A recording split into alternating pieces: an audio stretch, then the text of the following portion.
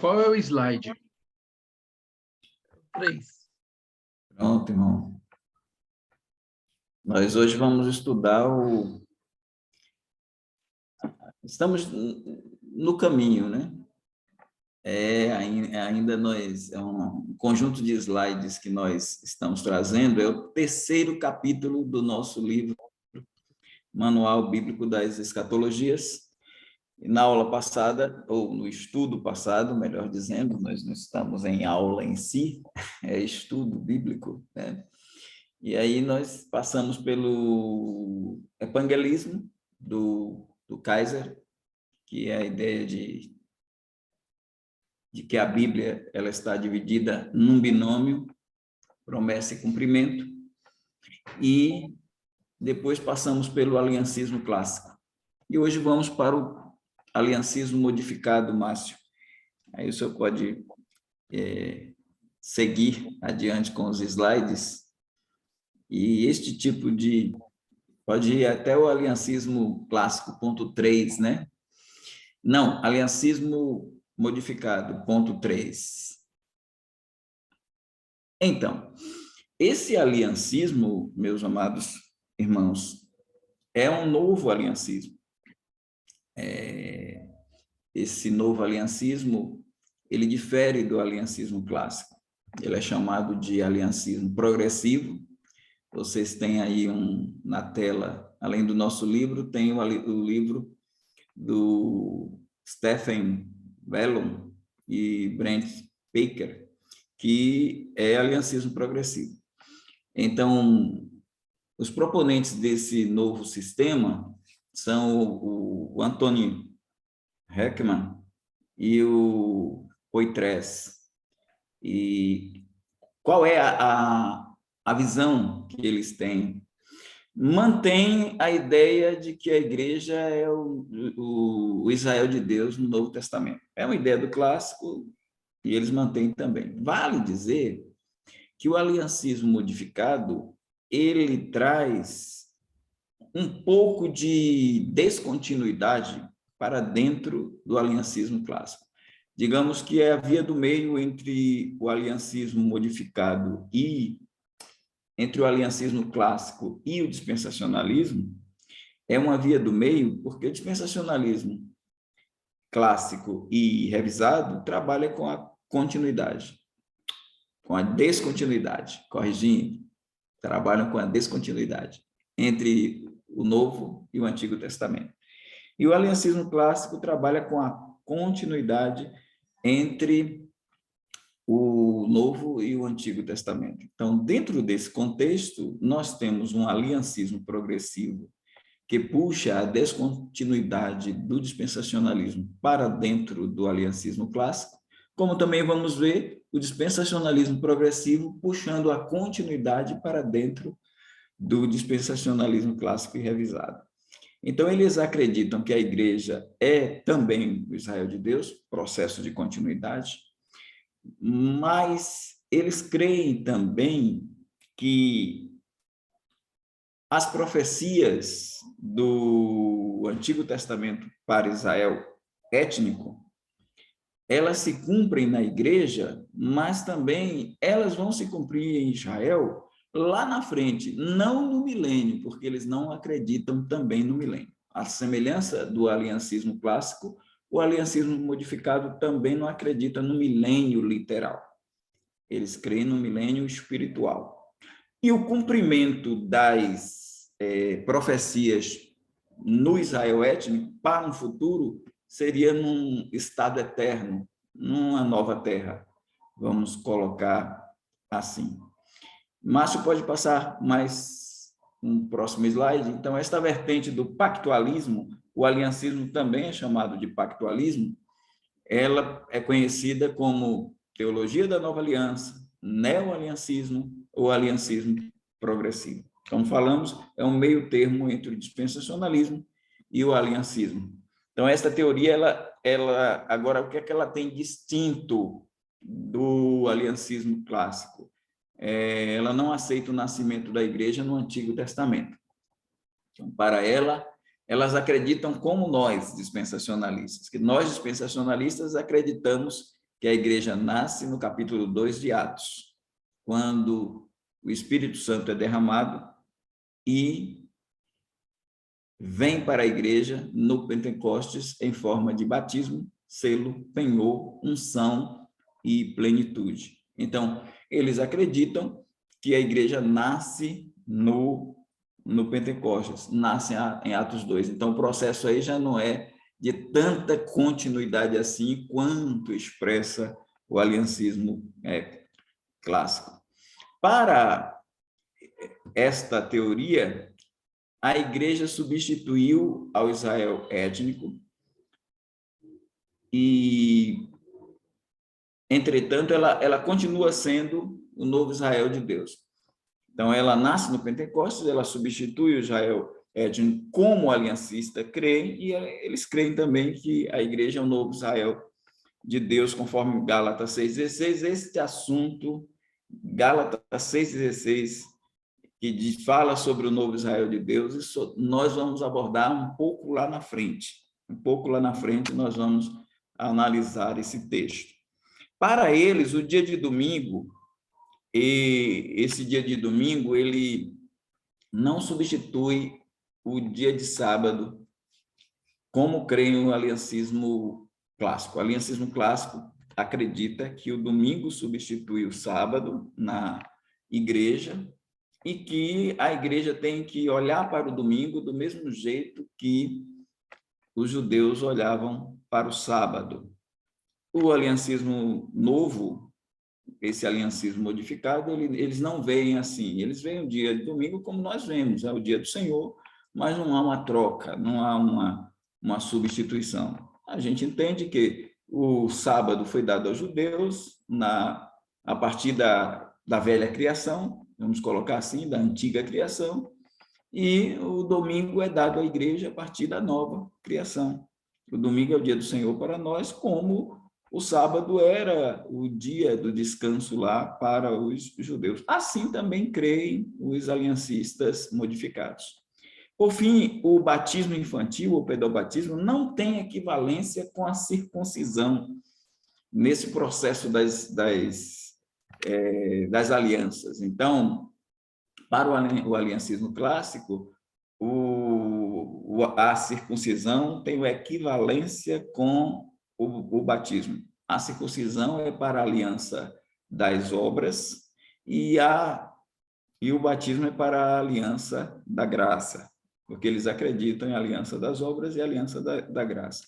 Já o aliancismo modificado não vê essa equivalência, ele não trabalha essa equivalência. Pode passar, Márcio.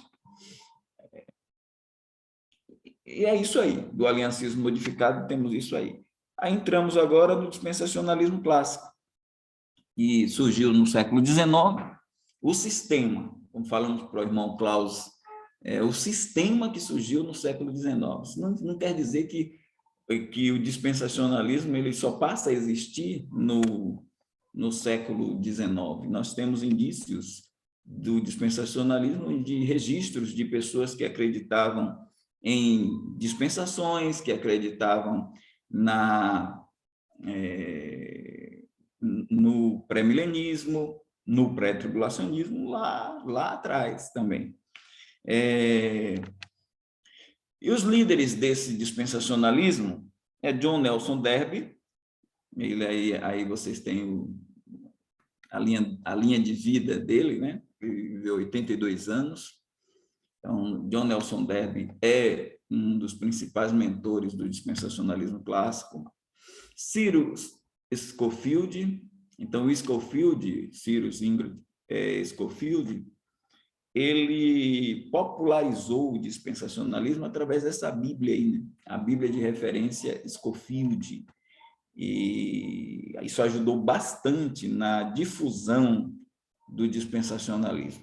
A Bíblia Scofield ela foi muito vendida no século XIX, século XX e até hoje, né? Então, Scofield tem um papel importante na propagação do dispensacionalismo. E o fundador, o criador do Seminário Dallas, que é o Leo Sperry Chafer, ele é peça-chave, ele tem também uma teologia sistemática muito consistente, de 4 volumes, muito importante também, e muitos batistas regulares estudaram em seminários lá atrás, estudaram essa teologia do Schaeffer. Então, esta visão, ela advoga a descontinuidade em relação à descontinuidade entre Antigo e Novo Testamento. Tem a crença em duas alianças, embora não seja duas novas alianças, né? Embora não seja coloquemos assim, uma visão dos 3, né? Do Derby, do Scofield e do Sperry Schaeffer. Tem deles que acreditavam em uma nova aliança só, mas outros que acreditavam em 2 novas alianças, uma para Israel e outra para a igreja.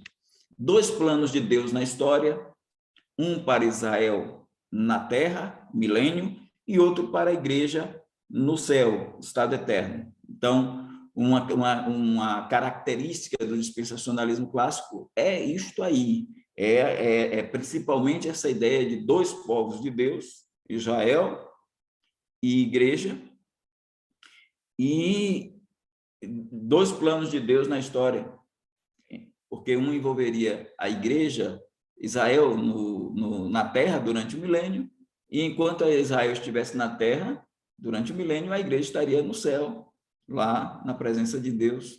Então haveria essa visão distinta entre Israel e a igreja num campo também de destinos, vamos colocar assim.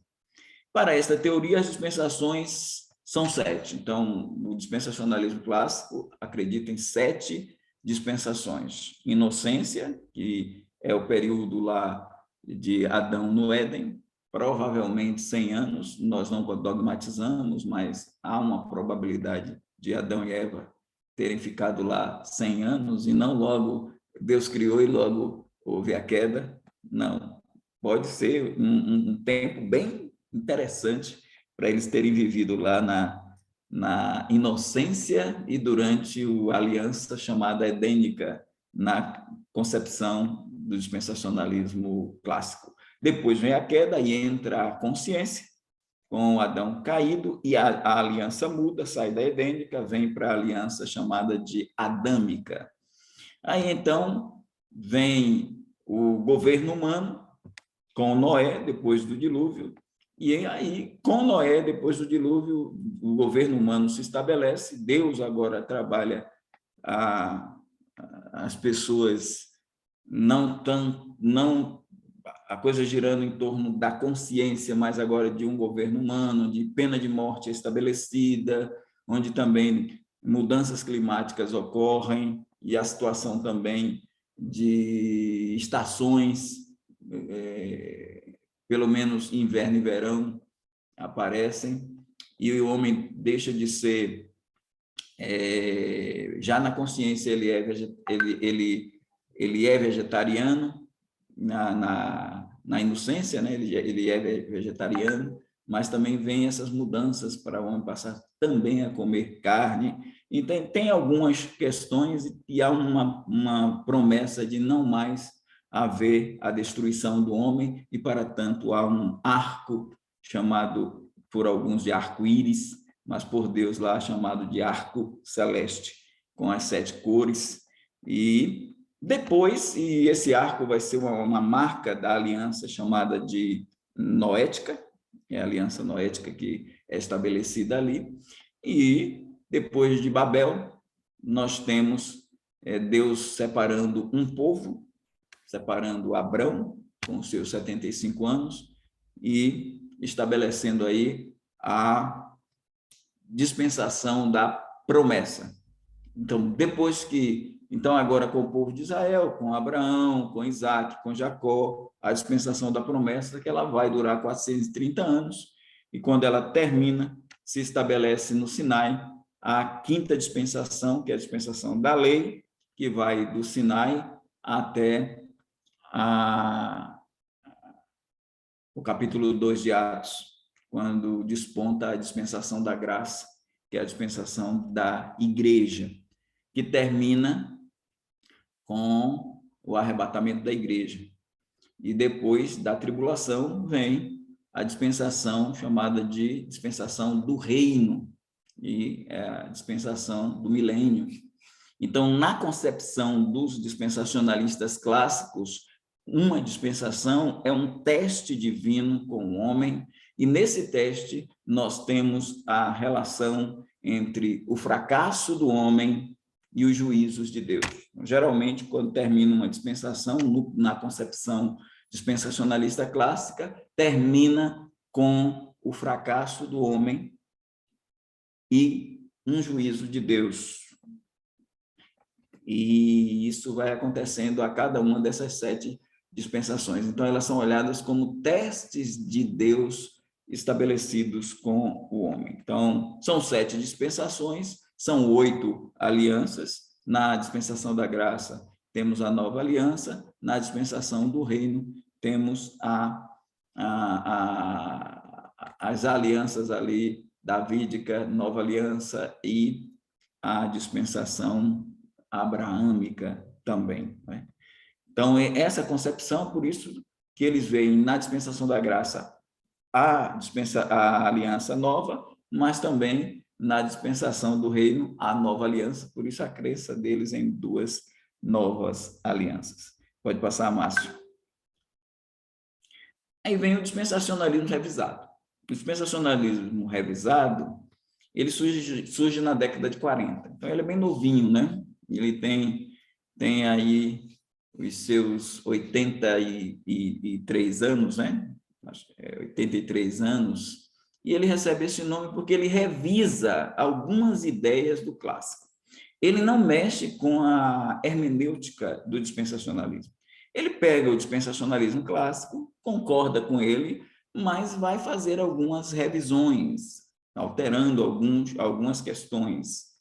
Então, os seus proponentes são o Alva McClain, o Charles Faber, o John Walvoord, o John Dwight Pentecost e o Charles Hyde. Então, esses são os principais proponentes do dispensacionalismo revisado. E aí vocês têm um livro aí que foi a tese de doutoramento do Dr. Dwight Pentecost, em que ele trabalha um livro de quase 700 páginas, ou mais de 700 páginas, e ele trabalha muita coisa boa, um trabalho muito acurado do Pentecoste. E a gente olha para ali e enxerga o dispensacionalismo revisado, né, na leitura desse livro. Então, esse dispensacionalismo, ele revisa o clássico, mas não muda sua hermenêutica, né? Crê numa nova aliança a Israel e a casa de Judá. Então, a crença do dispensacionalismo revisado é que a nova aliança é para Israel e a casa de Judá, os versículos estão aí em abundância, e a igreja não está inaugurando a nova aliança, ela está desfrutando de aspectos da nova aliança, mas a nova aliança não foi inaugurada com a igreja, ela usufrui de alguns aspectos dessa nova aliança que ainda não foi inaugurada, seria no reino milenar de Cristo. E pode passar, Márcio. Aí nós temos mais um livro. Eu fiquei feliz hoje, ontem, porque chegou, eu comprei agora. Esse livro aqui foi editado pela editora Batista Regular. E esse livro é esse aí. Ele estava em inglês, As Grandezas, ou A Grandeza do Reino, né? Do Alva McClain. Muito bom sobre o reino de Deus. Então, você tem aqui também quase 800 páginas sobre o reino. Eu fiquei feliz que, quando eu vejo uma coisa dessa, me apaixono, viu? Eu achei a coisa certa, pega os livros assim para a gente mergulhar ali, ler, maravilha. Então, o Alva McClain, ele tem esse livro, e a editora Batista Regular foi feliz agora. É um livro de 2022, foi lançado agora. Então, na visão do dispensacionalismo revisado, não há um plano celeste para a igreja e um terrestre para Israel. Então, já revisou e corrigiu essa ideia de um plano celeste para a igreja e um plano terrestre para Israel. Para o dispensacionalismo revisado, a igreja não fica no céu no milênio. A igreja vem reinar com Cristo, ela desce com Cristo e ela é rainha durante o reino milenar. Cristo Rei e ela rainha durante o reino milenar. O plano de Deus é global, sim, mas existe um plano de Deus, dentro desse plano de Deus global, existe o plano de Deus para Israel e existe o plano de Deus para a igreja, no sentido de que não há um plano unificado. Então, Deus cumpre propósitos distintos entre a nação judaica e a nação eleita. A nação eleita, a igreja, a nação judaica e a Israel, que será trabalhada. Então, tem a crença em dois povos de Deus é mantida, há dois povos de Deus. Hoje, nós temos aqui a igreja, formada de judeus e gentios, conforme Efésios 1, Efésios capítulo 1, a parede de separação foi derrubada, de ambos os povos Deus fez um, dentro desse período de Pentecostes até o arrebatamento da igreja. Então, nesse período, nós temos a igreja composta de judeus e gentios, mas Deus não rejeitou o seu povo étnico. E Deus vai trabalhar com ele durante o período da 70ª semana de Daniel, pois as 70 foram dadas para o povo de Israel. Então, se foram dadas para o povo de Israel, a última ainda não se cumpriu, essa última semana Deus vai trabalhar com Israel étnico. Assim creio o dispensacionalismo revisado e também o dispensacionalismo clássico. Em um Novo Testamento, judeus e gentios formam um novo povo através do batismo no Espírito Santo, é o corpo de Cristo. Deus trabalha com Israel étnico no período tribulacional e com os gentios também no período tribulacional, mas a visão do dispensacionalismo revisado é de que esses gentios salvos durante a tribulação, eles não fazem parte da igreja. Eles são gentios que vão apoiar Israel e se converterão durante o período tribulacional. Então, essa é a crença dos dispensacionalismo revisados, e eles são chamados por Jesus, quando Jesus volta, de benditos do meu Pai.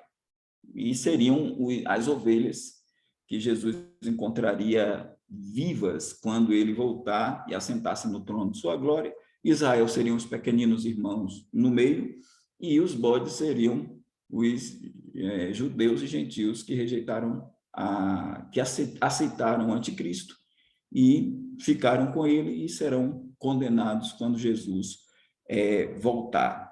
Aí temos o sermão escatológico na sua segunda parte, capítulo 25, 31 a 46, seria o julgamento das nações na tribulação. Mas esses gentios aí, eles, benditos do meu Pai, que são chamados a entrar, não seriam só esses gentios que seriam convertidos da tribulação. Esses são os que Jesus, quando chegar, encontra vivos.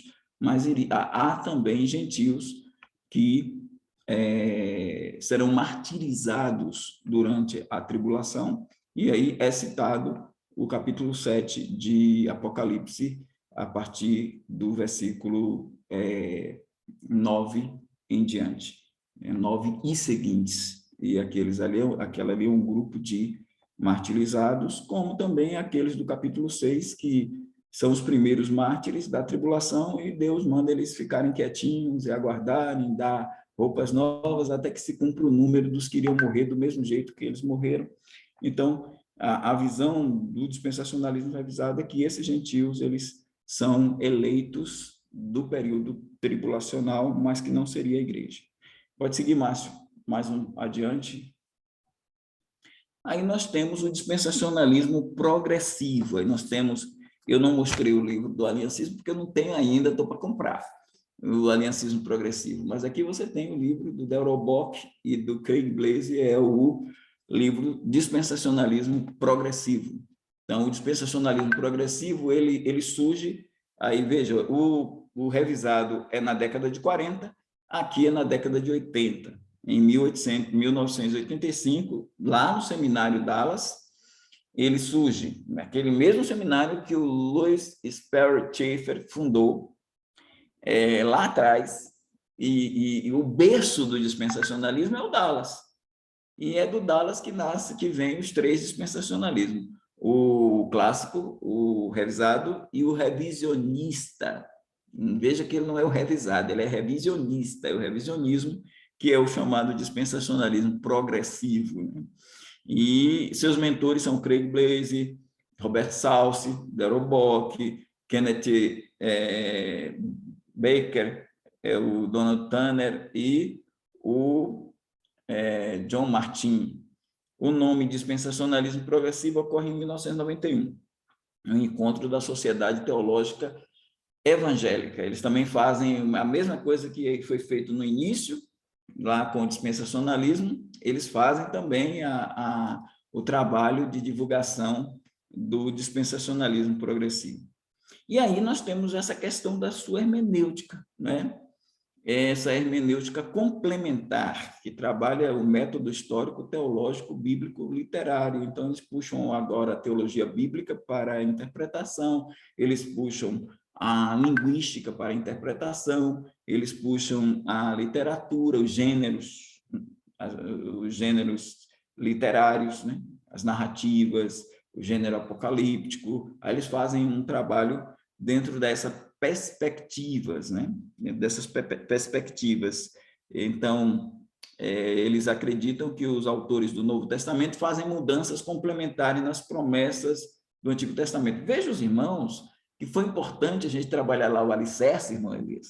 A gente trabalhou as abordagens, porque aí a gente passa a perceber a abordagem desse dispensacionalismo é a abordagem chamada de hermenêutica complementar, como o aliancismo clássico trabalha a hermenêutica chamada de idealista ou canônica, e o dispensacionalismo revisado trabalha o referência plenior. Então, essas questões que a gente trabalhou lá atrás. Então, o Darrell Bock chama de novas conexões. São novas conexões que são feitas, e enquanto o dispensacionalismo clássico e revisado trabalha o método histórico, gramatical, literal, consistente, eles trabalham o método histórico, teológico, bíblico, literário, gramatical também. Então, há essa diferença. Segue um pouquinho, Márcio. Daqui a pouco eu dou uma paradinha para os irmãos, para as questões. Apesar de não crer na rejeição de Israel, o DP acredita que a nova aliança foi inaugurada por judeus remanescentes da eleição da graça. Eles citam Romanos 1. Vocês têm um livro aí que não está traduzido para a língua portuguesa. É o caso do dispensacionalismo progressivo do Robert Salce. É esse livro e este outro aqui, esses dois livros que são livros que, digamos assim, são livros matrizes, né, do dispensacionalismo progressivo. Então, para o dispensacionalismo progressivo, a aliança abraâmica, a aliança davídica e a nova aliança, elas são inauguradas no período que Jesus sobe e assenta-se à direita de Deus.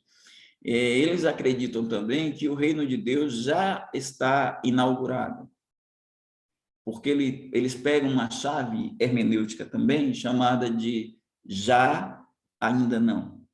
E, mais especificamente, a chave trazida não por Charles Dodd, que é o autor da chave, nem por Oscar Cullmann, que divulgou essa chave entre tantos teólogos, mas a chave trazida mais por George Eldon Ladd, que é a ideia de que o reino já está aqui, mas não totalmente. Então, essa é a ideia do dispensacionalismo progressivo. Eles ainda veem a igreja como uma progressão. Então, eles trabalham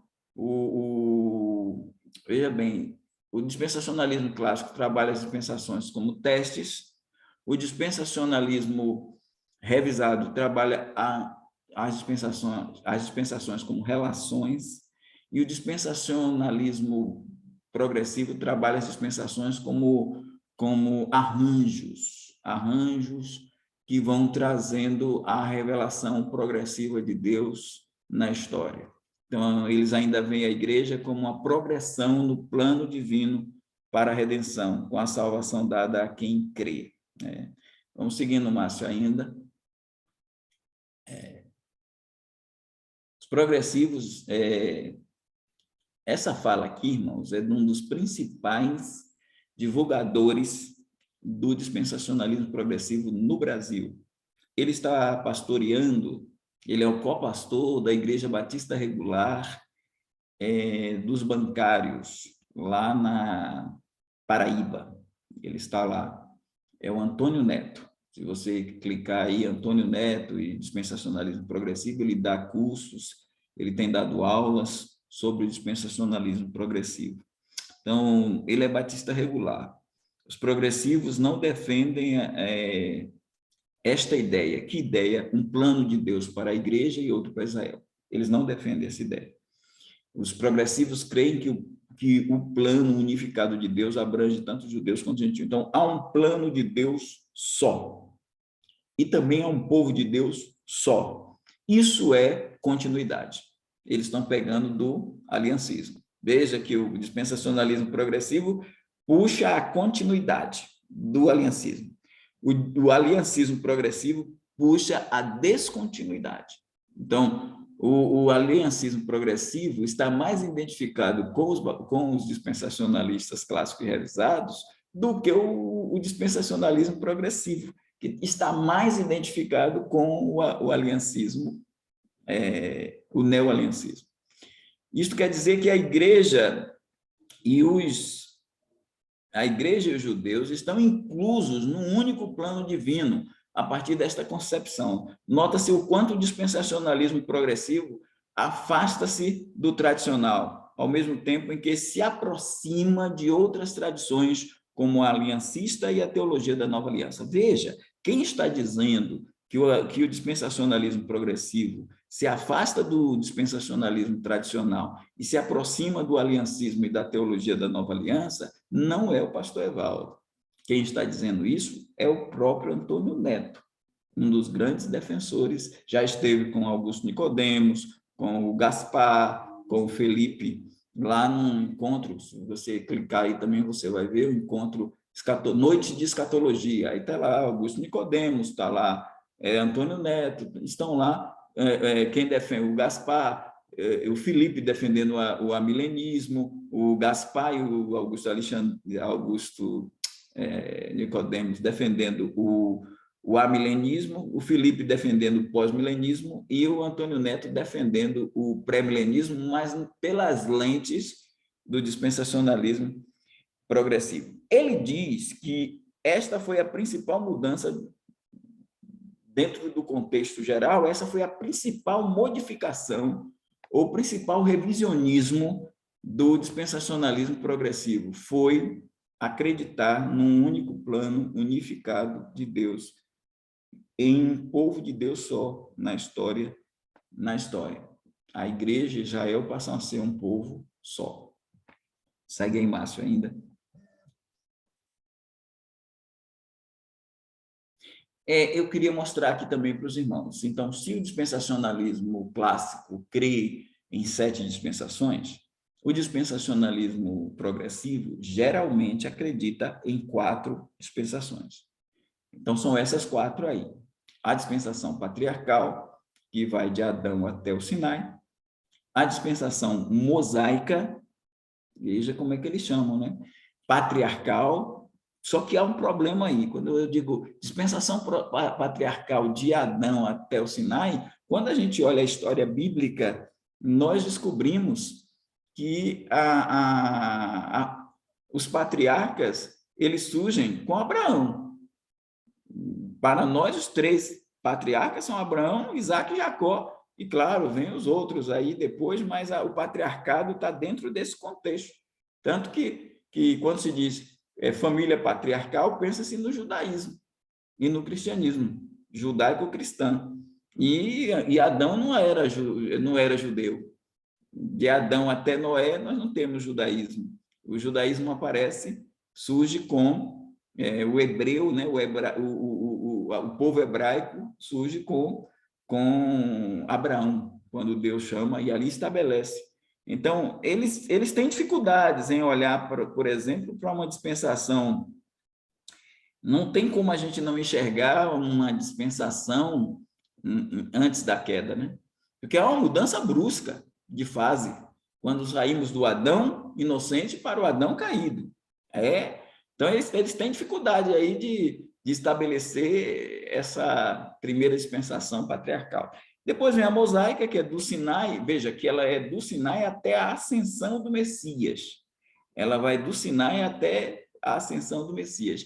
E a eclesial, que para nós, no caso, nós temos a dispensação da graça, o que marca para a gente o início da dispensação da graça é o Espírito Santo sendo derramado em Atos 2. Para o aliancista, não tem nenhuma dispensação ali, porque o aliancista vê aquilo ali como um avivamento, porque ele não vê o nascimento da igreja. Eu estou falando do aliancista clássico. Ele não vê o nascimento da igreja em Atos 2, porque ele traz a igreja lá do Antigo Testamento. O dispensacionalista, o progressivo, ele vai acreditar que a dispensação eclesial, ela nasce quando Jesus senta no trono de Davi, porque para os aliancistas, Jesus assentou no trono de Davi. Para os novos aliancistas, Jesus assentou no trono de Davi.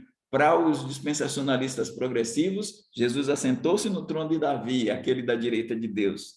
Para nós, ali não é o trono de Davi, ali é o trono do Pai. Então, quando Gabriel chegou lá para Maria e disse: o Senhor Deus, o Altíssimo, dará a ele, a esse que está no teu ventre, ele dará o trono de Davi, seu pai. A gente acredita que ele ainda não deu.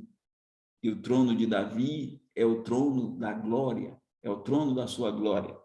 Esse trono de Davi, ele é terreno e ele vai ser inaugurado quando Jesus descer em Armagedon, derrotar o anticristo e o seu exército, a besta e o seu exército, e aí, depois de julgar as nações, ou no julgamento, a partir do julgamento das nações, ele vai assentar-se no trono de sua glória, que é o trono de Davi, e vai reinar 1000 anos. Para o aliancista, o trono de Davi está lá em cima, Jesus já está lá e já está ocorrendo o milênio espiritual. Portanto, o trono de Davi é espiritual, está lá à direita de Deus. Para o dispensacionalista progressivo, usando a tensão já ainda não, Jesus Cristo está no trono de Davi, que está lá do lado direito de Deus, é o trono de Davi, e esse trono de Davi, ele vai se materializar no início do reino milenar. Então, o clássico e o revisado não vê assim. Acredita que o trono que está lá em cima é o trono do Pai, que é chamado também de trono da graça, onde Cristo assume a sua função de sumo sacerdote, intercede por nós, mas aquele trono, ele é o trono do Pai que fez de Jesus Senhor, mas não fez ainda de Jesus o Cristo. Então, quando Pedro, no Pentecostes, utilizando 5 referências bíblicas para explicar o acontecimento, ele usa Joel 2, ele usa Salmo 16, ele usa Salmo 89, ele usa Salmo 110, ele usa Salmo 132, e ali, no finalzinho, ele diz: saiba, pois, toda a casa de Israel, que esse Jesus que vós crucificastes, Deus o fez Senhor e Cristo. Para nós, Deus o fez Senhor, colocando à destra dele. E Deus o fez Cristo, já, de fato, lá do lado direito dele, já dando-lhe a condição de rei para reinar no trono de Davi, mas esse trono de Davi só viria quando houvesse a colocação dos inimigos de Cristo por escabelo dos seus pés. Então, quando diz o Salmo 110, 1, disse o Senhor ao meu Senhor, assenta-te à minha direita, disse o Senhor ao meu Senhor. Então, Senhor, assenta-te à minha direita, até que, uma expressão muito importante aí, até que eu ponha os teus inimigos por escabelo dos teus pés. Então, quando Deus colocar os inimigos por escabelo dos pés dele, aí ele vem e reina e começa o seu reino milenar. Assim crê o dispensacionalismo clássico e revisado, diferente do dispensacionalismo progressivo. Aí ele vem da ascensão até a segunda vinda de Jesus, e vem aí a chamada dispensação siônica, que seria algo que nós achamos meio complicado, mas é essa visão deles, que, assim, acreditar em 4 dispensações, irmão, não tem problema. Enquanto um acredita em 7, outro acredita em 5, outro acredita em 4, para nós, para o revisado, isso não tem problema. Porque não é o número de dispensações que é o sine qua non do Hayre lá, o sine qua non que faz de alguém um dispensacionalista. O sine qua non que faz de alguém um dispensacionalista é interpretação histórico-gramatical da Bíblia, distinção entre Israel e a igreja e a doxologia como mito da história. A glória de Deus como mito da história. É isso que faz um dispensacionalista na visão dos revisados. É isso que faz um dispensacionalista. Então, quando eles dizem que existe uma dispensação siônica, que na primeira parte é milênio, e na segunda parte é estado eterno, eles estão dizendo que o estado eterno é uma dispensação. A gente não consegue assimilar isso, porque para a gente a dispensação, a oikonomias, a casa administrada, ela tem a ver com o tempo, com o tempo. Ela não é, a dispensação ela não pode ser, na nossa visão, atemporal. Quando Deus, lá em Gênesis 1:1, quando a gente lê, no princípio criou Deus os céus e a terra, a gente tem que entender que Deus, antes de criar os céus e a terra, ele criou o princípio. Mas a Bíblia não diz logo que ele criou o princípio, mas ele tinha que criar o princípio, porque antes do princípio, tudo era atemporal. Tudo era atemporal. Deus criou o princípio, ou seja, Deus criou o tempo para, dentro do tempo, criar os céus e criar a terra. Por isso, ele é antes do princípio. E aí, no princípio, começam as dispensações. É no princípio que começa a dispensação da inocência. E aí vai até o milênio. Porque quando termina o milênio, termina o tempo. Por isso, quando a gente vê assim a expressão consumação dos séculos, Jesus disse, eis que estou convosco todos os dias até a consumação dos séculos.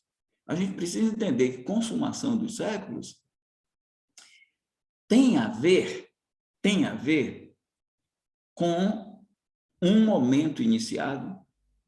Quando ele diz que ele estaria conosco até a consumação dos séculos, é o Espírito Santo dele em nós, a consumação dos séculos ela não está projetada para o futuro. À luz de Hebreus 9, 27 e 28, 26, 27 e 28, a consumação do século já teve um início. Ela começou no Calvário. Ela começou lá no Calvário. Quando Cristo morreu por nós, começou a dispensação, a consumação dos séculos. E ela vai... Agora, alguns acham, e eu também não vou discordar, não vou brigar por isso, que a consumação dos séculos até começou quando Jesus nasceu. Mas, pelo que Hebreus diz, fala do sacrifício, então parece que é no Calvário. Mas o que a gente precisa entender, o calendário hebraico, aí o Rabino Kahn, ele dá isso perfeitamente, 4.004 anos antes de Cristo nascer, nós temos esse tempo, 4.004 anos, ou seja, nós temos aí 5 dispensações, para aqueles que acreditam em 5. Assim, 5 até Jesus nascer e trabalhar a chegada da segunda, porque ele nasce sob a lei. Mas a consumação, o calendário desses 4.004 anos, ele veio em ordem, claro que ele estava crescendo, mas quando Jesus nasceu, ele dividiu a história e esse calendário teve que fazer um movimento diferenciado. Então, esse calendário, ele vem agora numa ordem decrescente até Cristo. Ele vem na ordem decrescente. Quando vem Cristo e nasce, ele sobe para uma ordem crescente. E estamos agora em 2023. Claro que isso é controverso também. Parece que nós estamos em 2028, 2029, 2000 até 30. Porque são 5 a 7 anos que Cristo nasceu antes do ano 1. Então, o chamado, é por isso que a gente tem AD, que é antes, AC, que é antes de Cristo.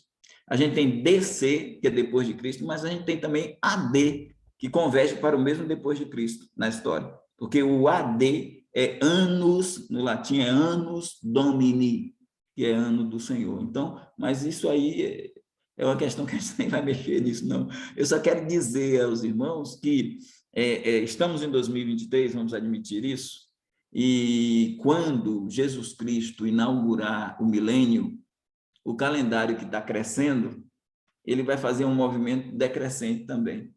Ele vai fazer assim. E aí a gente vai contar assim. São 10 séculos. Aí você tem 10 séculos. 1999, 998, 997. Aí vai decrescendo. Até chegar agora o ano zero.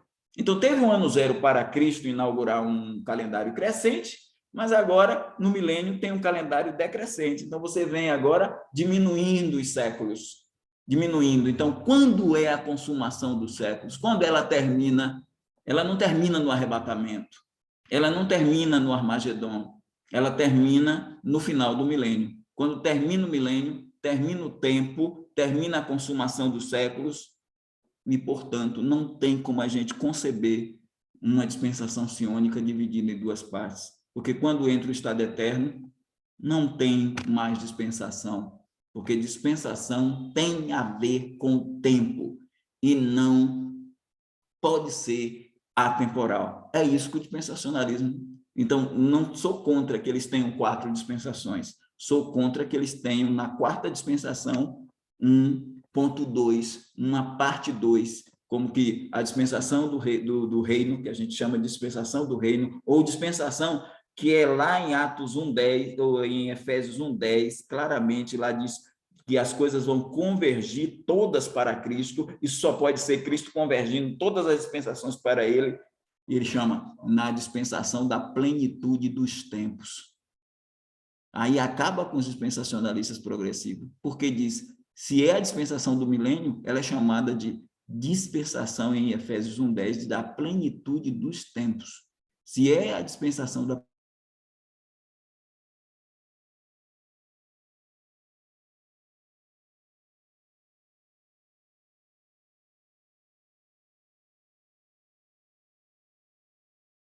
Evaldo ficou sem som. Ficou? Agora voltou. Então, estamos dizendo só que essa dispensação da consumação dos séculos, chamada lá de dispensação da plenitude dos tempos, ela tem que ser chamada plenitude dos tempos. Se ela é chamada de plenitude dos tempos, essa parte 2 aí não tem razão de ser, porque quando chegar o estado eterno, não tem mais plenitude dos tempos. Isso é um erro na nossa visão do dispensacionalismo progressivo. Passa aí, Márcio, só para o outro. E depois vamos às perguntas. Aí, pastor Evaldo. Sim. Okay. Não, eu vou fazer o seguinte. Essa parte aí, eu vou deixar para depois, se tiver tempo. Mas agora a gente abre. Então, tá bom. Quem primeiro levantou a mão, mas eu vi que abaixou, foi o irmão Klaus. Não sei se ele continua com a pergunta dele, ou ele... Eu vi que ele abaixou a mão. Irmão Klaus... Se abrir a tela é bom, irmão Elias. Se abrir a tela e tirar... Pode tirar os slides. Sim. Boa. Isso, obrigado, Marcelo. O irmão Klaus vai fazer a sua pergunta. Ótimo. Então, irmão Klaus, depois Márcio, depois pastor Rafael e depois a irmã Cristina. Então, irmão Klaus. Obrigado. Pastor, essa proposta do aliancismo, ela é fruto de uma tese de doutorado? É fruto, sim, de um trabalho acadêmico? Ou ela surgiu de uma forma espontânea, por parte do Salsi? O senhor está falando do aliancismo ou do dispensacionalismo progressivo? Eu acho que é do progressivo, do Salsi. Do Robert Salsi? É. da turma lá da Aeroboc. Não, foram estudos que eles fizeram. Claro, vai ter tese de doutorado, vai ter dissertação de mestrado, isso tudo está lá, está no seminário que tem doutorado, que tem pós-doutorado. Então, na universidade, né, surge um sistema. O sistema é produto também de pesquisas, né, de investigações. Então, todos esses sistemas são produtos de trabalhos acadêmicos, para que o sistema, seja o aliancismo clássico, seja o dispensacionalismo clássico, o dispensacionalismo revisado, o dispensacionalismo, todos esses sistemas são produtos de pesquisas, de investigações, de trabalhos acadêmicos. Obrigado, pastor.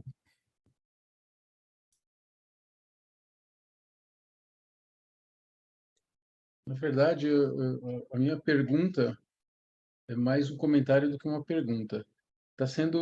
Estão sendo explicados aí as metodologias, os modelos, os processos existentes.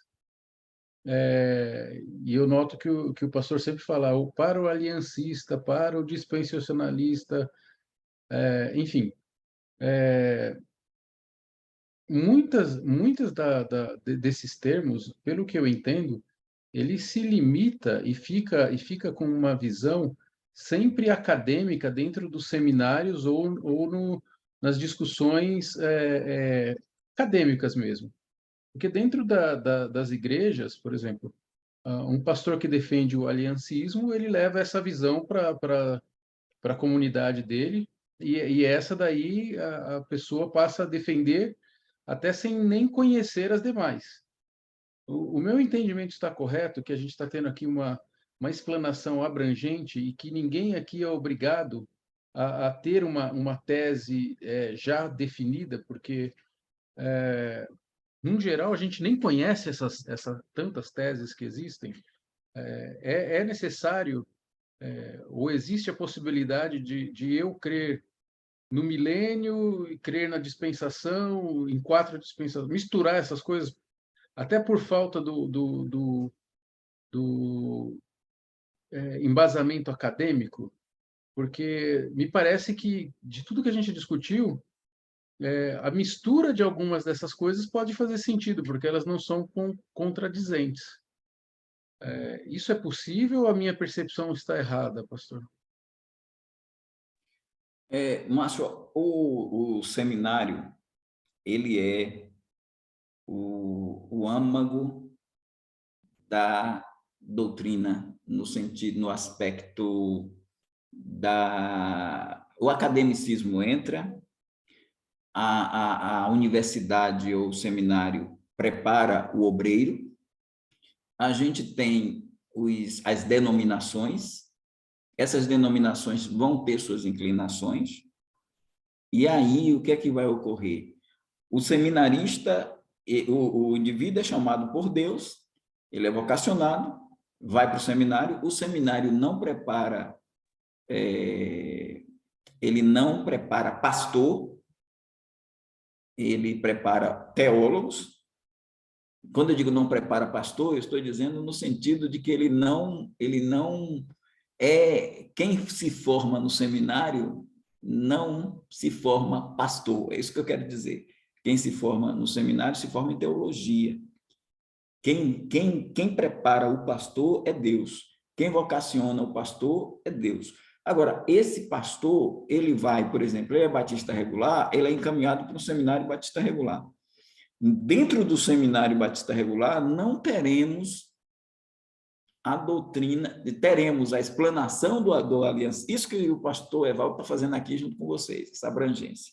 Mas o batista regular, ele não vai se inclinar para o aliancismo, ele vai se inclinar para o dispensacionalismo, como o Hernandes Dias Lopes, a Mackenzie, lá está aberta, né? Tem metodista, tem vários, mas o seminário em si, o seminário presbiteriano, ele vai preparar só aliancistas. Agora, pode acontecer de ser um aliancista clássico ou um aliancista progressivo. Pode acontecer agora nos novos ensinos que têm surgido. Então, que vai fazer a influência, que vai influenciar, vai Assim, vai ser muito difícil alguém... Claro, o que a gente está mostrando aqui é que o dispensacionalismo progressivo acaba que é o que você colocou, está misturando um pouco, como o aliancismo progressivo está misturando um pouco. Então, a gente escreve um livro desse aqui, claro que esse livro chegou às mãos de vocês, mas se ele chega a um seminário, ele pode ser usado como livro para uma disciplina do seminário, digamos, escatologia, ele pode ser usado lá, mas você não pode pegar esse livro para dar na igreja, porque, como você falou, o irmão da igreja, ele vai acreditar no que o pastor trouxer, porque a igreja é o que o pastor é. A igreja, o pastor não é o que a igreja é. A igreja é o que o pastor é. A igreja assume a cara do pastor. Então, um Paulo Júnior vai ter aquilo ali. O pessoal vai acreditar no que ele, da Igreja da Graça lá dele, vai acreditar no que ele prega. Então, no que ele traz. Então, aqui, entre nós, a gente está trazendo essa abrangência toda para esse nível, para a gente poder visualizar. Porque agora vocês vão saber, claro que na igreja vai ser difícil a gente estar trabalhando mais essas questões, está entendendo? Elas são mais, digamos assim, mais feijoada e tal, para o leigo lá, a gente vai lá e ensina, Jesus vai voltar, vai inaugurar o milênio, vai ser assim e tal. Aqui a gente amplia um pouco mais para uma discussão maior, que é importante a gente entender como é que surgiu, quando foi que surgiu, quais são as crenças distintivas, e a gente entender esse processo. Se for ensinar para a igreja, como nós ensinamos para a igreja, a gente não vai trazer termos técnicos, a gente vai trazer algo mais simplificado, mas a gente não vai deixar de ensinar o que a gente crê. Então, é aí que a gente tem a grande divisão. Então, você pegar, por exemplo, o que você está colocando, por exemplo, no batista regular, está fechado, dispensacionalismo. Mas se você pegar o batista convencional, os batistas da convenção, está aberto. Temos nas igrejas batistas da convenção pré-milenistas, tem dispensacionalista, que eu conheço, é um número pequeno, mas eles deixam muito a escatologia, eles não dão tão valor à escatologia. Então, ele diz assim, você pregue sobre a vinda de Cristo do jeito que você quiser, a gente não vai interferir. Então, se um crê no milênio, o outro crê que não existe milênio, isso pode acontecer na Convenção Batista Brasileira, mas isso não acontece na Associação dos Batistas Regulares, como não acontece na Comunhão Batista Bíblica, que também é dispensacionalista, entendeu, Márcio? Então, tem grupos que são, já no aliancismo, dificilmente, você vai ter até aliancista dispensacionalista também, é raro, mas acontece, mas é raríssimo, mas regra geral, é aliancismo que prevalece, são a ideia de crenças nas alianças, e isso influencia também na eclesiologia, isso a influencia na liturgia, na doutrina da igreja, tanto no aliancismo quanto no movimento dispensacionalista. É isso. Antes da pergunta ou do comentário do pastor Rafael, eu vejo esse tema, na minha opinião, como espetacular. Eu, na época de seminário, normalmente, pelo menos na minha época, eles te ensinam aquela visão e pronto. Eles não querem que você aprenda outra visão, é só aquilo, né? Do batista regular e acabou. E aqui nós temos a oportunidade de conhecer o porquê que os outros pensam diferente do que nós pensamos. E citando o exemplo do Paulo Júnior, por exemplo, que é uma pessoa que eu admiro bastante, e a princípio eu admirava. Aí um dia, já falei isso, mas repito rapidamente, ao dia que ele falou que o milênio não era literal, aí a partir daquele momento eu risquei ele do mapa. Falei, não, é um herege, né? E aí depois a gente começa a ver as coisas e a analisar e fala, bom, peraí, ele está errado, mas nem por isso ele é um herege, né? Então, assim, são essas coisas que a gente vai aprendendo na nossa vida cristã e a gente acaba aceitando o contraditório, né? Porque, como já foi dito, no céu vai ter pré, vai ter pós, vai ter aliancista, dispensação, vai estar todo mundo lá, né? Então, enfim. Então, eu acho esse estudo, pelo menos na minha visão, é espetacular, porque a gente aprende tanta coisa e a gente se sente erudito, né? Não pode chegar, eu sou aliancista, você é aliancista, já sei o que ele é. Então, é muito interessante, eu gosto bastante. Pastor Rafael, por favor. Só, irmão Elias, muito bem colocado. Não estamos trabalhando com heresia.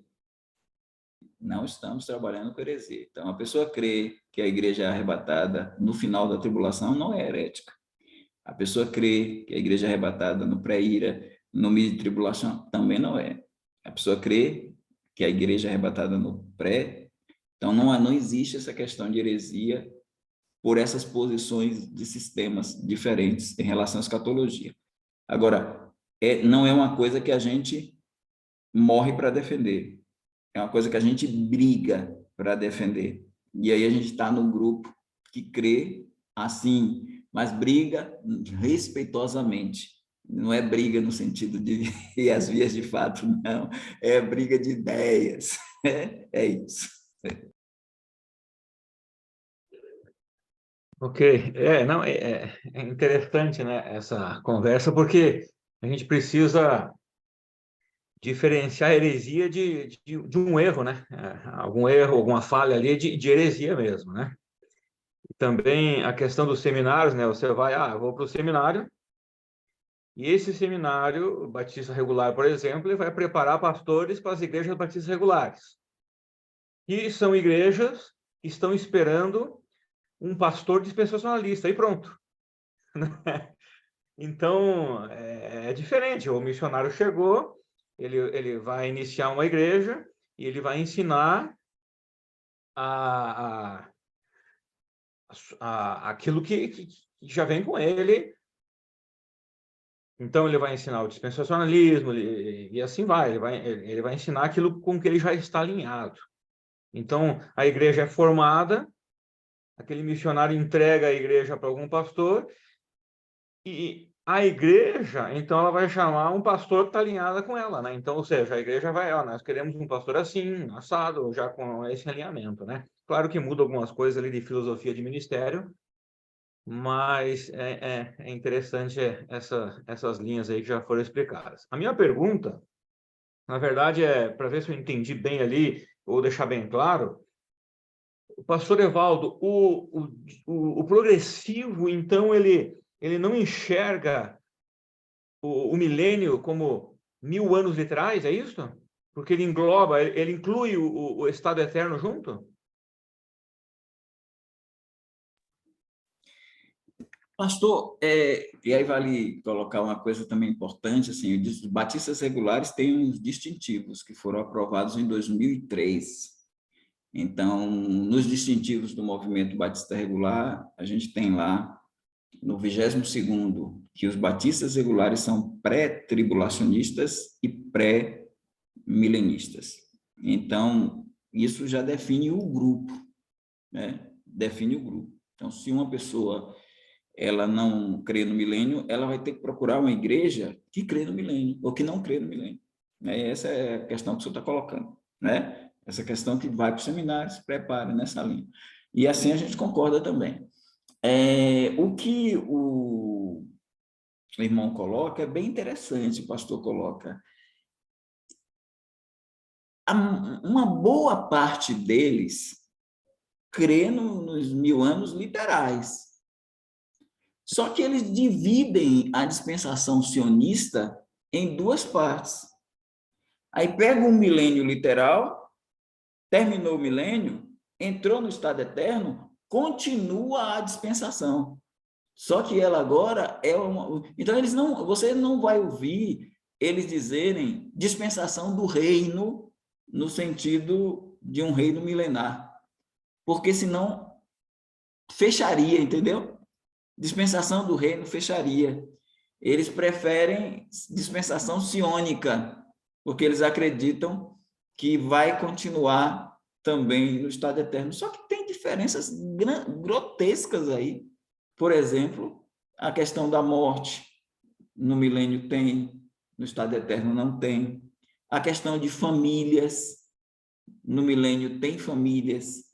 No estado eterno não tem família, só tem irmãos, não existe mais marido, mulher, Pai, Filho, no estado eterno. Então, eles vão ter que... É complicado demais eles fazerem essa junção de parte 1, milênio, parte 2, estado eterno.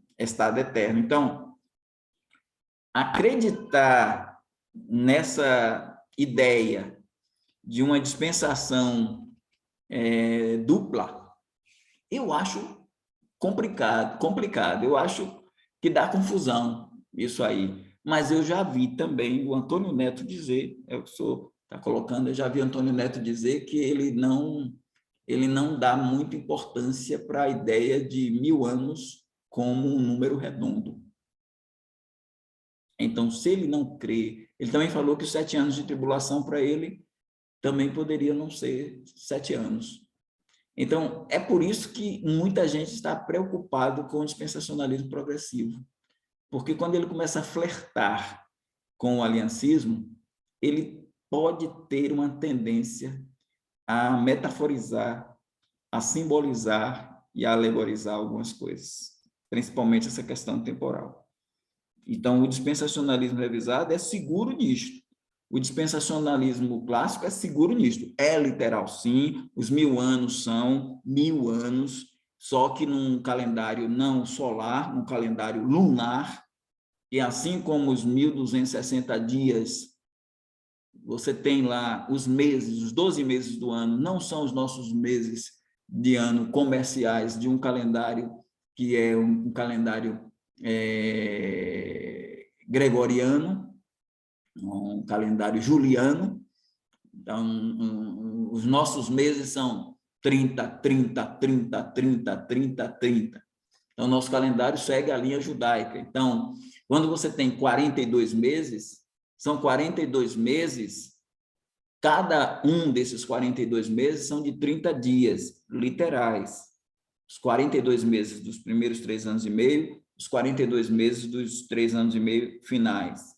1260 dias, são 1260 dias lá dos primeiros 3 anos e meio, 1260 dias, 3 anos e meio finais.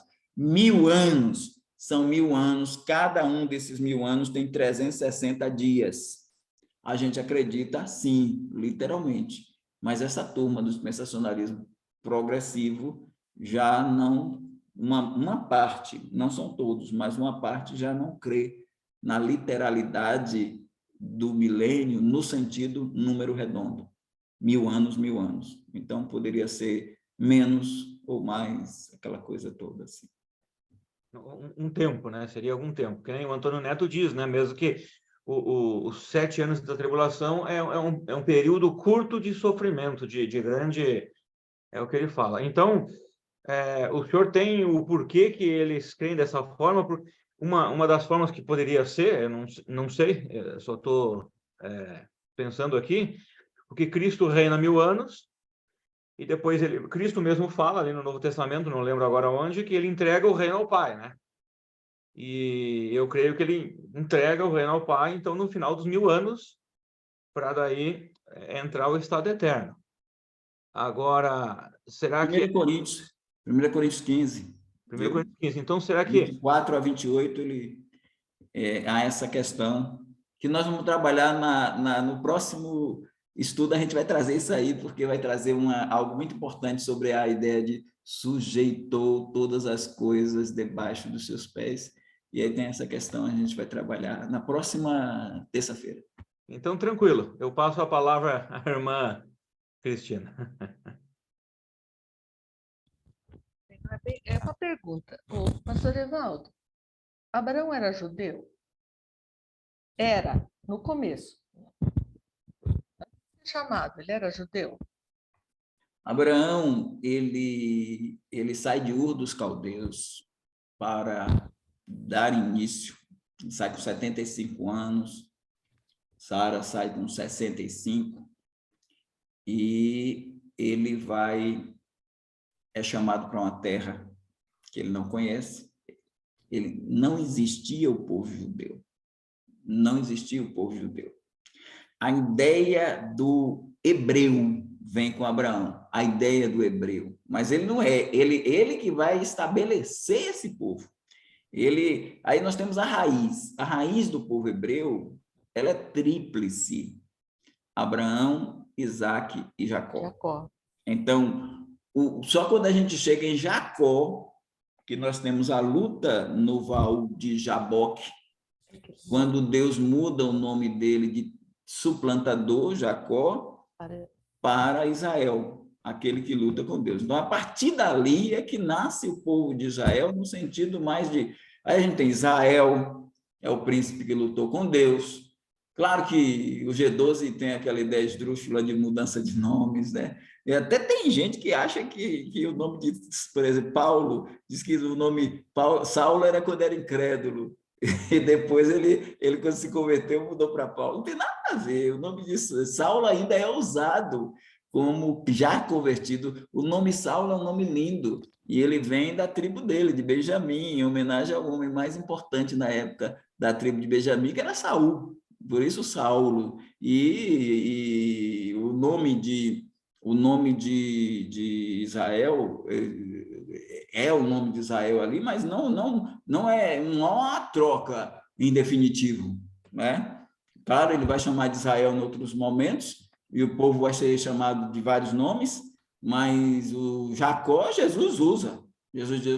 Ele usou que Deus era Deus dos vivos, aí falou Deus de Abraão, Deus de Isaac, Deus de Jacó, não diz Deus de Israel, mas Israel é Jacó, Israel, israelita, mas também você tem judeu relacionado com a tribo de Judá, tem essa relação, então é chamado de judeu, é chamado de israelita, é chamado de hebreu, é chamado de semita, por causa da descendência oriunda lá de Noé, a descendência de Sem, então você tem todo esse processo, viu? Mas ele não é hebreu quando ele é chamado de Abrão, né? Abrão, pai exaltado, depois a outra letra é acrescentada, a Abraão, pai de homem, e de Sara ele tira o i, né? E sai de minha princesa para princesa.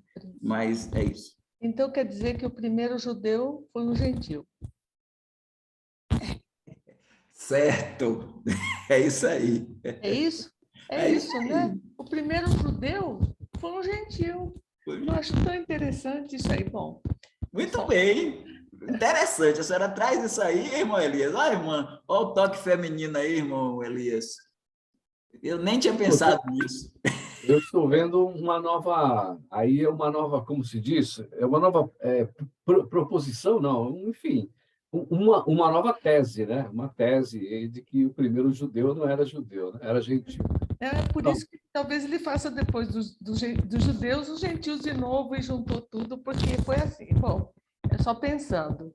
Eu achei interessante. E outra coisa, gostei muito do que o irmão falou, que não estamos combatendo heresias e nem expondo heresias, estamos expandindo o pensar, abrindo a mente para comparar outras posições, proposições, para aprendermos a raciocinar, pensar, porque às vezes na igreja, como o Márcio falou, você não tem chance de pensar. É isso e pronto. Tem muita pastor que é assim, viu? É isso e pronto, é isso e pronto, e quem discorda sai fora. Não, a gente precisa... Só que eu entendo também que se começar a falar em dispensacionalismo, aliancismo, olha, não vai ficar ninguém na igreja, já não tem ninguém, né? Aí que vai embora mesmo, porque não vai entender nada. Mas eu gosto muito porque aprende, a mente pensa e raciocina e vai criando raiz, vai criando base naquilo que a gente pode aprender.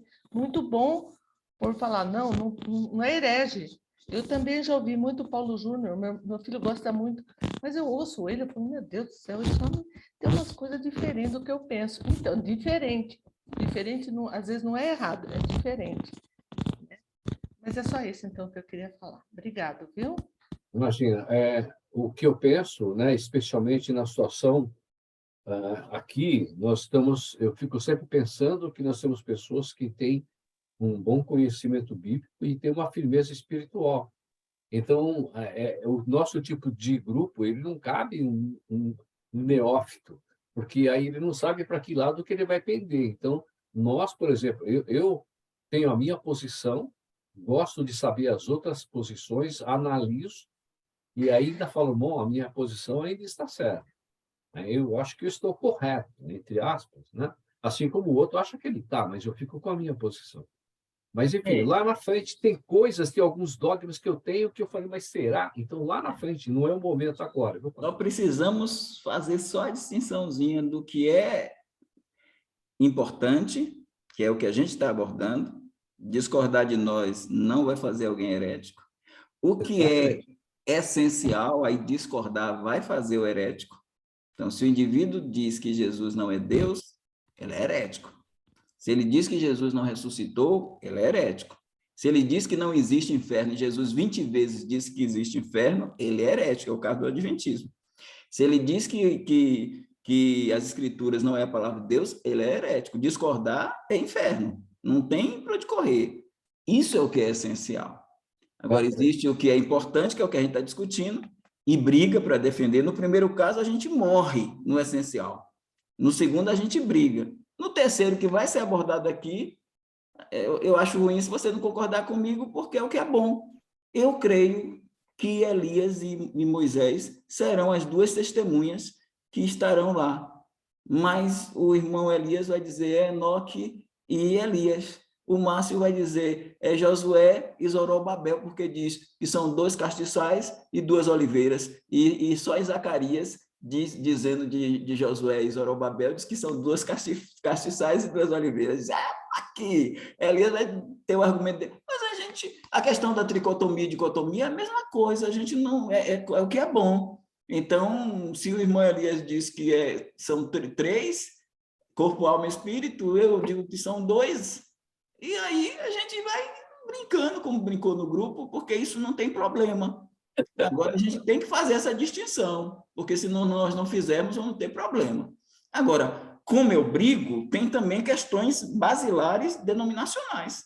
Por exemplo, eu, quando pego um presbiteriano, já fiz isso lá, e quer ficar conosco, que amou a doutrina, e está gostando, e quer ficar, quero ser batista agora, pastor. Então, agora a gente vai ter que lhe batizar, porque a gente não acredita que chuviscar é batismo. A gente não acredita que rantizo é baptizo. Para a gente, baptizo é mergulho. Então, a gente vai mergulhar o irmão. Mas se eu quiser ficar lá, eu estou salvo? Tá, meu irmão. Agora, aqui a gente briga. E se quiser ficar aqui, tem que se batizar, porque senão a gente não é batista. Vamos tirar o nome lá da denominação. Isso a gente briga e tem que brigar mesmo. E é o caso do dispensacionalismo e do milênio e por aí vai. Muito bom, pastor. E outra muito coisa, bom. só para terminar, eu já vi várias pessoas saídas de seminário e agora eu sou pastor. Você não é pastor. Você, como o irmão falou, você é um teólogo, você estudou Bíblia, você pastor é chamado. Mas tem muita gente que fala, agora eu sou pastor. Mas tá bom, né? Se ele quer ser chamado pastor, tá bom, para ele é importante.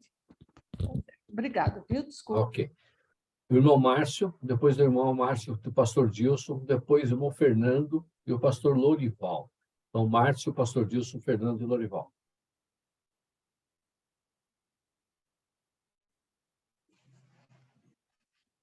Duas coisas. A primeira, quando o pastor colocou aí que na doutrina do Batista regular, lá até deu um número, 20 e tantos, determina que todo Batista regular é pré-milenista, pré-tribulacionista, enfim. Isso é critério para a gente definir quem faz parte ou não, ou isso deveria ser critério para definir quem faz parte ou não da comunidade. Isso me preocupou absurdo, porque não faz sentido baseado em todo o resto que a gente conversou até agora.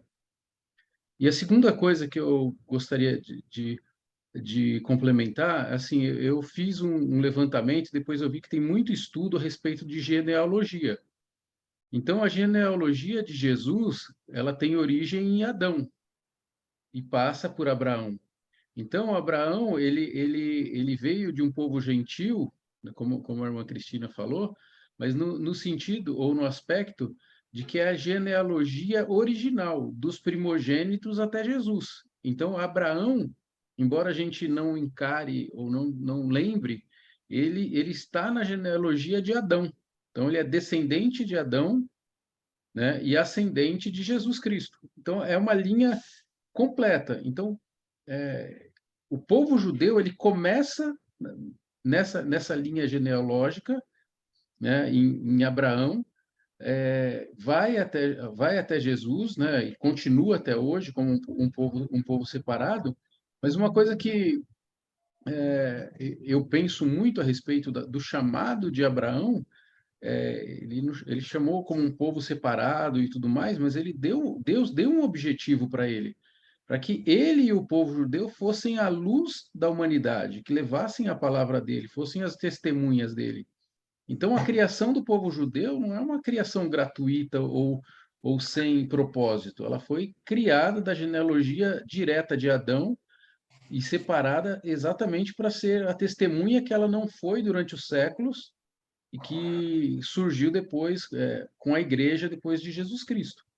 Então, só um pensamento que eu tenho com relação a esse processo de que o povo judaico, né, o povo hebreu, ele nasceu da linhagem original de Adão, justamente para que Deus mostrasse a inteligência e integridade e completude do plano dele, do primeiro pecador ou do primeiro homem, do primeiro Adão até o último Adão em Jesus Cristo, sempre com o mesmo objetivo, de resgatar a humanidade do pecado. Eram esses os meus comentários. Na questão Pastor. O Márcio fez duas colocações, né? Uma sobre Adão, sobre Abraão. Não vamos sair fora muito, né? A Cristina, a gente ouviu a opinião dela, mas senão nós vamos sair muito fora desse assunto. Então, a primeira pergunta que ele fez, né, sobre o que foi comentado, aí depois esse assunto a gente deixa para a semana, porque senão temos mais 3 irmãos aí, tá bom, pastor? Certo. Só quanto à questão dos distintivos, Márcio, eu estou terminando o curso de História, eu estou trabalhando a identidade do movimento batista regular. Então, isso é identitário? É identitário. Então, a questão, por exemplo, do batismo, alguém pode achar absurdo. Não, o batismo por imersão é o que identifica a Igreja Batista. Na hora que a Igreja Batista não batizar por imersão, parece uma coisa simples. É importante, não é uma questão de heresia quem batiza por aspersão, mas é uma questão identitária. Ao mesmo tempo, é a questão dos distintivos. Isso levou 12 anos para o movimento batista regular estabelecer os distintivos. E, dentre eles, na escatologia, o movimento definiu pré-tribulacionista, pré-milenista, dentro dessa escatologia. Então, isso é identidade.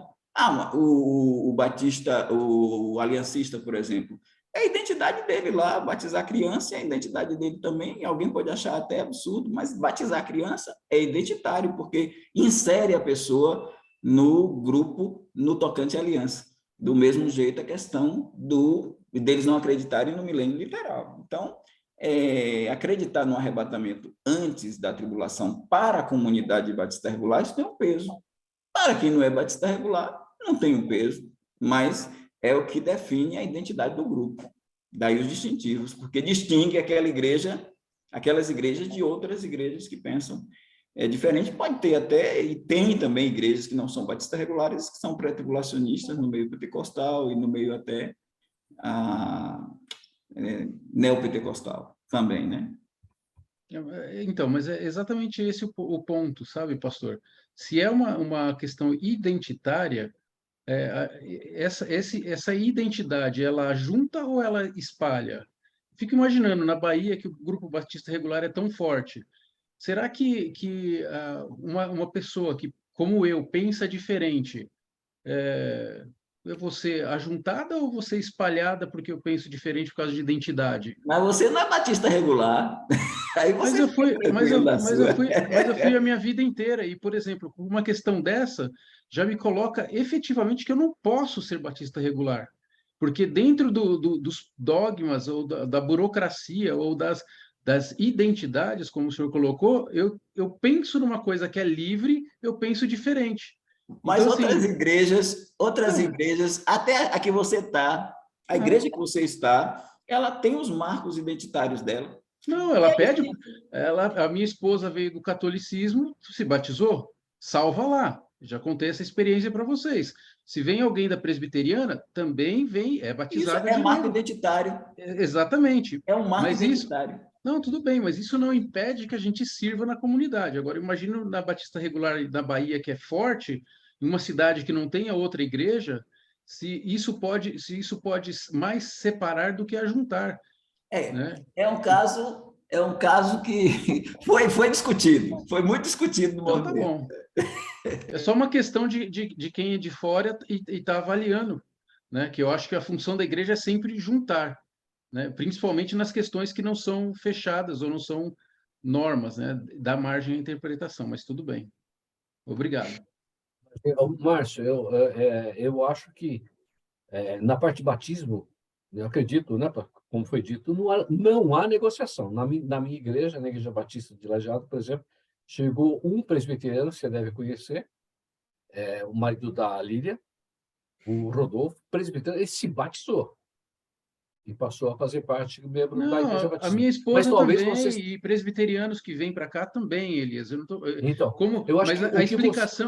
explicação aqui para minha esposa, ela demorou 2 anos para se batizar, porque ela falou Entendi. assim, o meu batismo, ele pode ter sido da forma errada, mas ele foi uma escolha pessoal e feita de coração por alguém que escolheu fazer o batismo. Então, quando explicaram para ela que era uma questão identitária, burocrática, pura e simplesmente para fazer parte da comunidade, aí ela aceitou.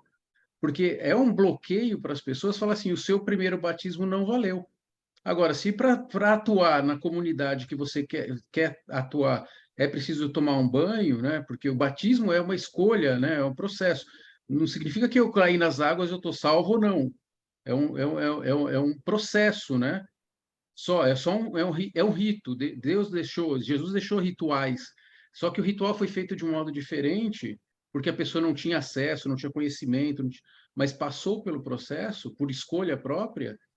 Goods, vamos fazer como identidade. Agora, em outras questões que não é identitária e tudo mais, isso me preocupa, porque aí a gente parte do processo, em vez de agregar, e sim passa a separar. Isso me preocupa.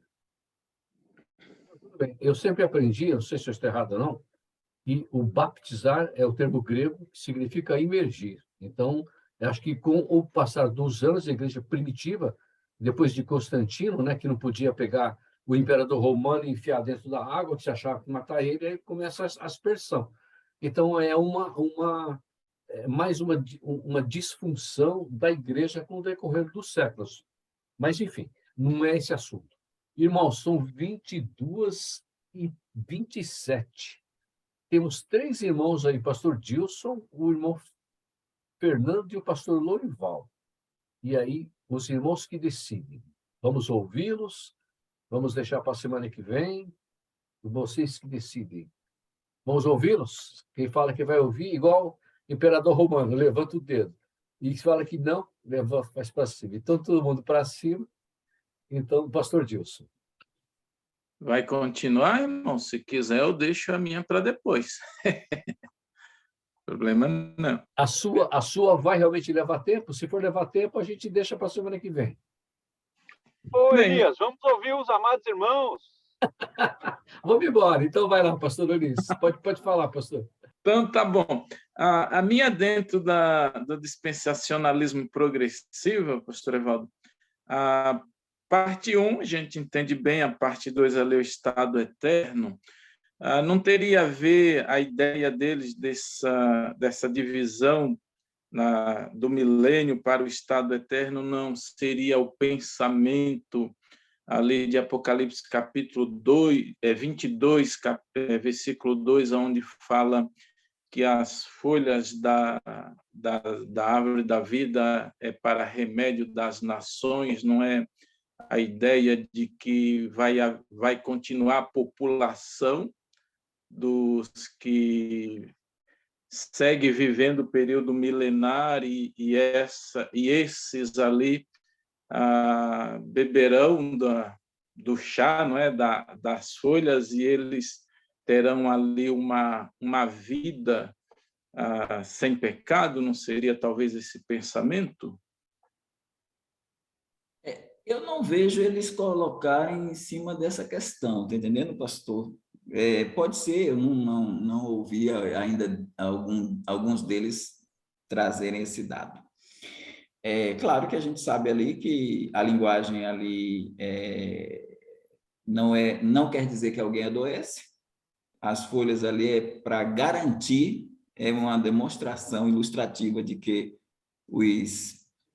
as pessoas viverão sem dor e para sempre saudáveis, né? Mas, embora tenha uma ideia de que dá 12 frutos e um fruto de mês em mês, né? A gente olha para, e 12 dá igual a 12 meses, né? A gente olha para o futuro e a gente vê a temporalidade, né? Nesse período. Então, o Michael Vlach, ele crê em 8 dispensações. Já é algo, é o dispensacionalismo chamado integralista, né? Mas eu não vejo uma base assim para eles sustentarem bem isso aí, não. A ideia de que a dispensação sionica precisaria de duas partes. E para mim a dispensação termina com o milênio, né? Mas o senhor também, para o senhor também. Mas o senhor está trazendo esse dado e eu ainda não vi. Se eu ver, eu posso trazer aqui depois, lendo, mas eu não vi que a base teria sido essa de Apocalipse 22 para a dispensação sionônica ter essa segunda parte. Entendi. A outra colocação é só uma colocação rápida, espero que não aumente aí a conversa. A questão da identidade nossa, ela também, o Márcio falando de juntar e separar, é muito difícil para alguém que tenha uma outra ideia, eu acredito, dela viver em comunhão numa igreja que tem uma posição definida, pois numa hora de estudo acaba, na verdade, tendo conflitos. E nós já tivemos experiências aqui que veio irmãos de denominações com a ideia de pós-milenismo e coisas assim, e acabou que quase que dividindo a igreja, pois ao invés nas EBDs, na hora do estudo, ao invés de somar, aquilo gerou conflitos e conflitos sérios. Então, realmente, a identidade nos define. Era isso. Obrigado, irmão. Fernando. Primeiro, boa noite a todos. Cheguei um pouquinho atrasado. Minha pergunta, pastor Evaldo, seria duas dúvidas seguidas, né? Uma, se o pastor puder responder depois, mas acredito que seja rápido uma pergunta. Quando nós falamos de Israel, né? Quando citaram de Israel, Abraão, no Vale de Jaboque foi quando Jacó se transformou em Israel. Mas Israel realmente foi quando eles chegaram à Terra Prometida? Realmente ali surgiu Israel? Ou nesse momento? Essa seria uma pergunta. A próxima pergunta seria em cima do tempo. A dispersação, ela inicia a cada 1000 anos? Tipo, a patriarcal 1000 anos, mosaica 1000 anos, eclesial 1000 anos e siônica 1000 anos, ou não? Não tem uma data específica para ela. Porque se tiver realmente uma data a cada 1000 anos, como foi feito? Tem uma datação específica que nós seguimos uma cronologia correta? Correta não, né? Porque, como o pastor disse, não tem como ter exata, mas uma mais próxima. Tem uma datação desde o início que nós usamos, o Batista, ou o meio teológico, assim, que é usada. Essa é a datação, 6.000 anos, que eu já vi comentários que antes de Cristo foi 6.000 anos.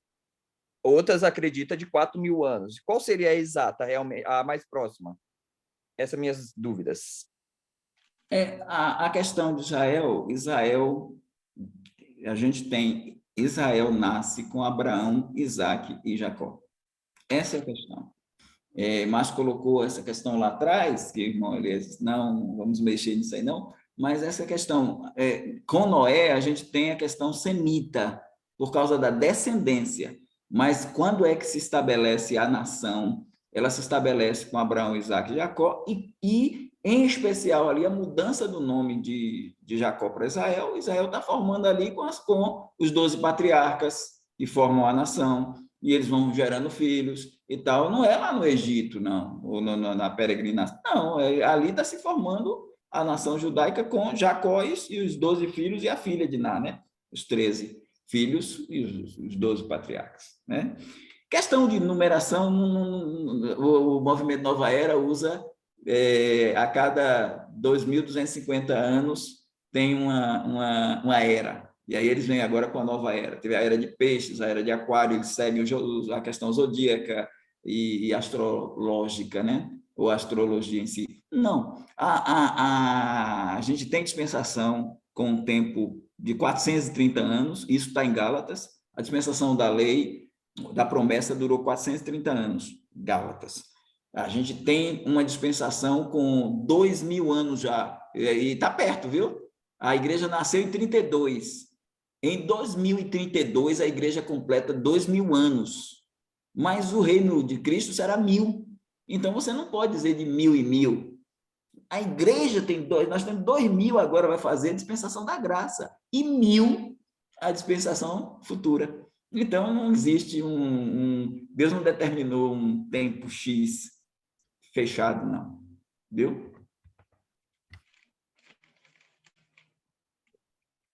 Pastor Lourival. Irmão Fernando, poderia abaixar a mão, meu, por favor?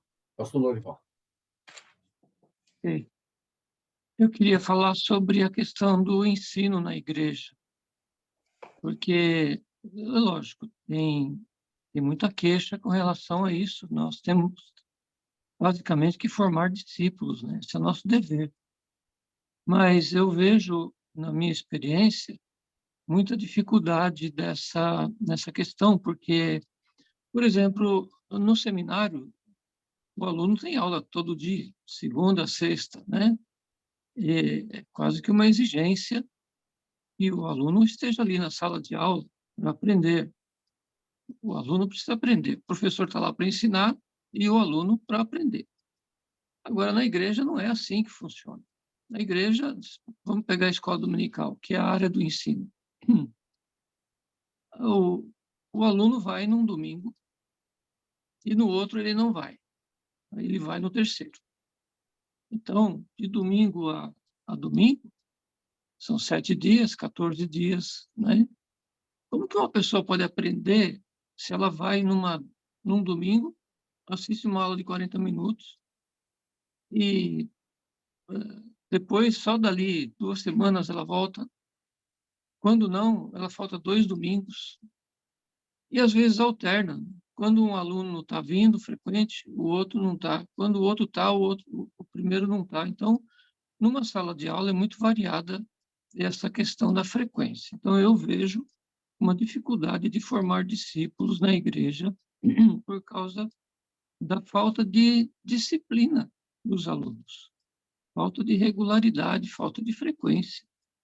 Então, realmente, isso dificulta para a pessoa aprender a doutrina, e até com relação aos distintivos, né? Por exemplo, já é a segunda igreja que nós organizamos aqui, e o distintivo batista regular faz parte do estatuto. Lá no nosso estatuto assim, que nossa doutrina é conforme a doutrina distintiva dos batistas regulares. E temos umas pastas, tudo com a doutrina, né, definida, né? E, eventualmente, eu passo para os irmãos, a gente aplica isso tudo. Mas a falta de frequência, mais uma vez, não permite para o crente assimilar aquilo de uma forma tão apropriada, uma forma que ele veste aquela camisa, né? E hoje, ainda mais hoje, por causa da muita facilidade de audiência, você pode assistir tudo pelo YouTube e tal, então ouve um falar uma coisa, outro ouve falar outro, e assim as opiniões não se formam, você não consegue catequizar ninguém nesse esquema. Então é muito difícil você dizer que crentes de igrejas estejam afinados com a doutrina da sua igreja, no sentido de definir a sua identidade doutrinária, por causa da falta de assiduidade, frequência e coisas assim. Então, eu só queria pontuar isso, né, que não é só a responsabilidade do pastor, porque se o crente tem algum compromisso no domingo, se ele tem alguma alguma necessidade, alguma dor, alguma dificuldade, ele só não vai. O pastor tem que estar lá todo dia, ou todo domingo. O professor da escola, da classe, tem que estar lá, né? É um compromisso. Mas se houvesse um compromisso geral do corpo de Cristo, então realmente as coisas seriam diferentes, né? Então, é só esse ponto aí que eu queria colocar para que a gente, porque o Escatom é um grupo de alunos interessados, mas na igreja não é bem assim. Verdade. Verdade, pastor, verdade. Obrigado pelas suas colocações. Irmãos, muito obrigado a todos. Nós já extrapolamos hoje aí, perdão aí para todos pelo horário que passou, mas não tinha como parar, né? Pensamos em parar e o pastor Ulisses já gritou de lá de baixo, e eu queria até justificar, porque ele não pode entrar com a câmera, porque ele está naquela transição. Chegou em casa, conseguiu chegar em casa, pastor Ulisses? Então tá, mas ele está aí atento, está Ô, ouvindo. Elias, e o irmão Luiz aí que chegou,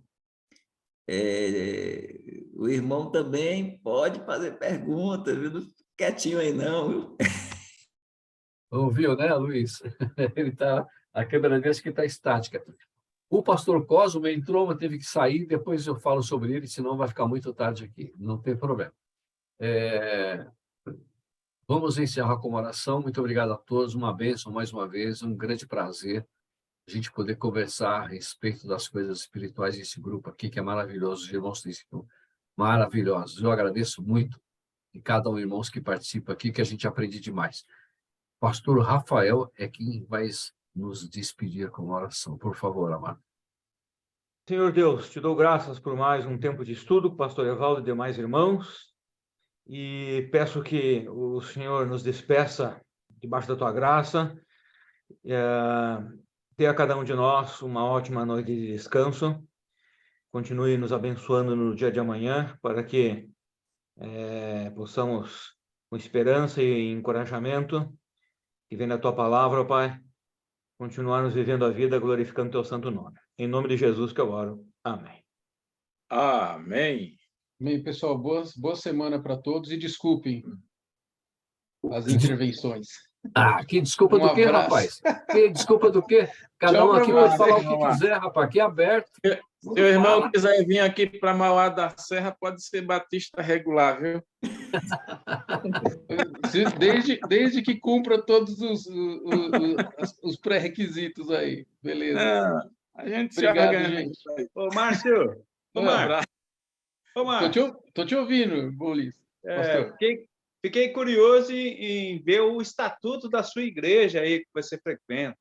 Devem ter estatuto, não tem? Tem, com certeza tem, mas eu também nunca li. Pura e simplesmente eu estou lá para fazer parte da missão de Deus lá. Mas então, tem que ler, viu, Márcio? Naquilo que eu posso contribuir, eu contribuo. O pessoal não lê nem a Bíblia, pastor. Vai ficar lendo estatuto, colocando mais... A primeira pergunta que eu faço na profissão de fé do membro aqui é: o senhor leu os estatutos, regimento interno e artigos de fé da igreja? Aí ele diz sim. Aí depois a gente vem com as outras questões. Não, mas aqui não, aqui só tem um mandamento, né? Amai uns aos outros o Senhor Deus acima de tudo. Se cumprir esse, o resto é só burocracia. Então, eu tô tentando perseguir esse aqui, pastor. Fica tranquilo. Tá bom, gente. Um abraço para vocês. Um abraço para vocês. Boa noite. Deus abençoe a todos. Deus abençoe. Uma ótima semana para todos. Boa noite a todos. Tchau, gente. Boa noite, irmão. Boa noite. Boa noite, irmão Daniel. Boa noite. Boa noite, Daniel, boa noite. Pastor Dilson, Pastor Luiz, Pastor Lorival. Bom descanso. Boa noite a todos. Boa noite. Boa noite Deus a todos. abençoe.